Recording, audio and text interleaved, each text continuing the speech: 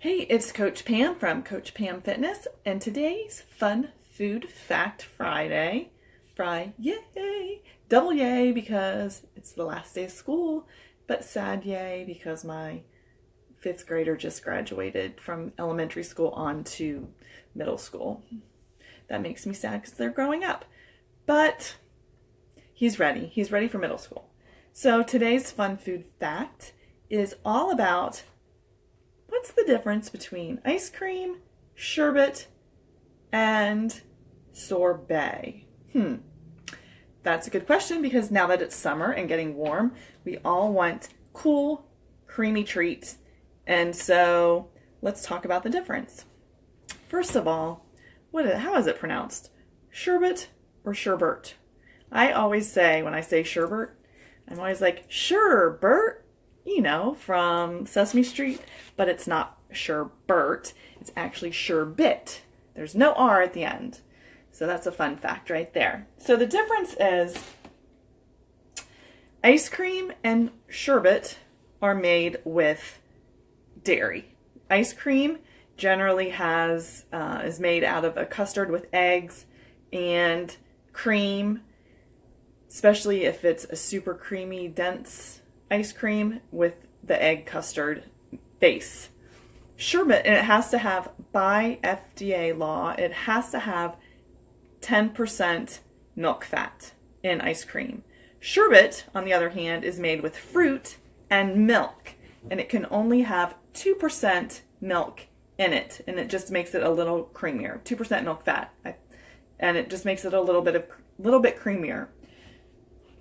Sorbet, on the other hand, is made strictly from fruit and sugar.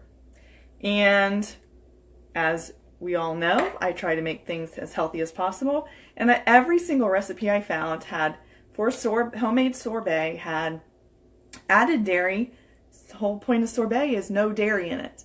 And a simple syrup made with a ton of sugar. Well, if you get the right kind of berries or the right kind of any kind of fruit, super ripe watermelon or whatever, you're not going to need the added sugar. So I have found a recipe with mixed berries and honey, because honey is organic, raw honey, locally sourced, because if you use honey that is locally sourced from your area, it can help reduce allergies. Another fun food fact. Oh, I forgot my lime.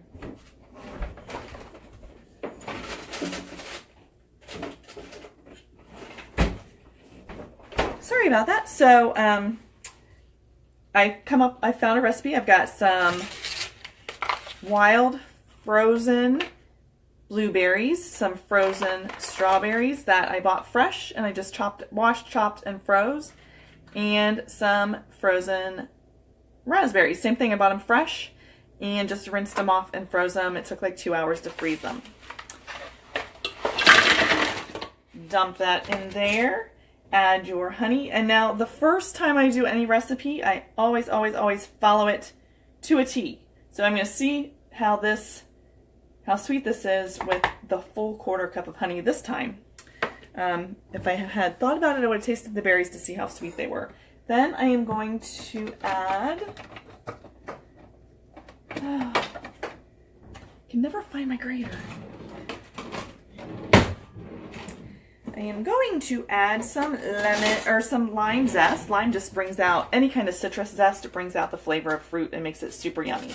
Remember what I talked about? You never ever want to get the white pith. You just want, this is not the grater I want.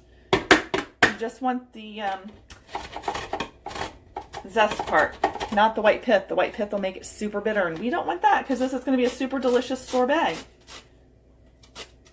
Taste that lime already. Yummy. All right, that's a little bit of lime zest. And then we're just going to blend it up in my food processor. Let me move you over a little bit so you can see what I'm doing. Plug your ears, it's going to be loud.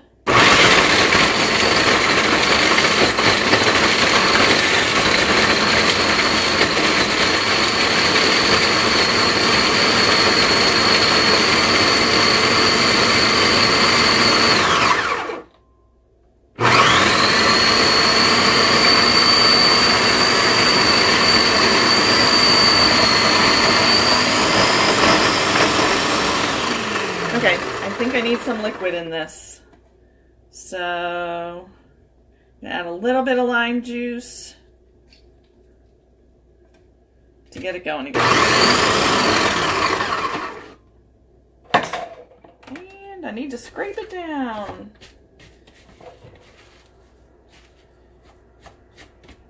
Okay, so I've never made this before. This is going to be interesting if it doesn't work. It will be a Coach Pam food fail.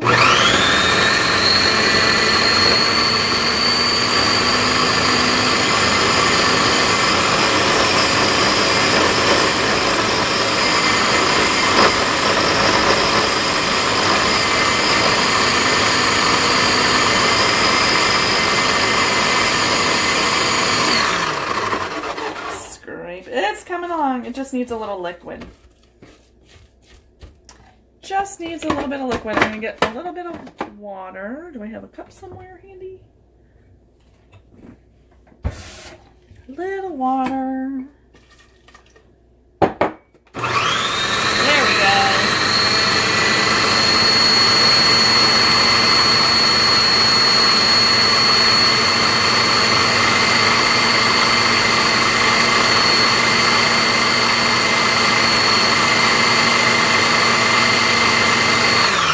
So I saw this recipe on, thanks for all the likes. I saw this recipe on Facebook on the tasty, the food videos.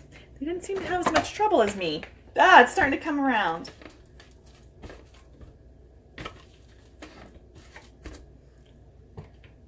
All right, one more swirl. Here we go.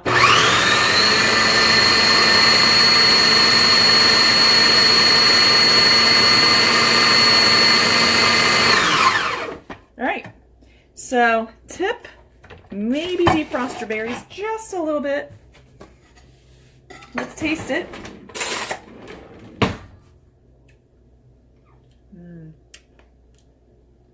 That's good stuff. Sorbet is also used as a palate cleanser because it's strictly fruit. So it clears your palate so you can move on to the next course in a fancy schmancy restaurant. So I'm just going to blend this a little bit longer because it's still a little chunky. I'm going to put it in a container in the freezer for a few hours, and then I think what I might do is add it to my lime seltzer that I love to drink. That would be a delicious sorbet float. Oh, yummy. That sounds delicious. That's going to be my drink for dinner tonight. So anyway, take a picture of that and let you know how it is. So that's my fun food facts about sorbet, ice cream, and sherbet. Stay tuned for the blog and the recipe that accompanies this. And have a fantastic Friday. I am going to be enjoying the weekend with my hubby because the boys, after 5th grade graduation ceremonies, left with their Nana and Pappy for a few days, and my honey and I are actually going to go celebrate our anniversary. So, with that being said, I'm not going to be doing any lives for a couple days.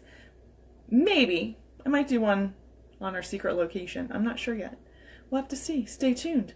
But stay tuned for the blog with this recipe for sorbet, and remember, it's not sherbet. Say that like Ernie from Sesame Street. It's sherbet. Sherbet. All right. Have a fantastic Fun Food Fact Friday. And remember, if there is a food you would like to know a fun food fact about and a recipe to go with it, please comment below. And I would love to incorporate your ideas into my Tasty Tuesdays or Fun Food Fact Fridays. Have a fantastic weekend, and we will see you soon.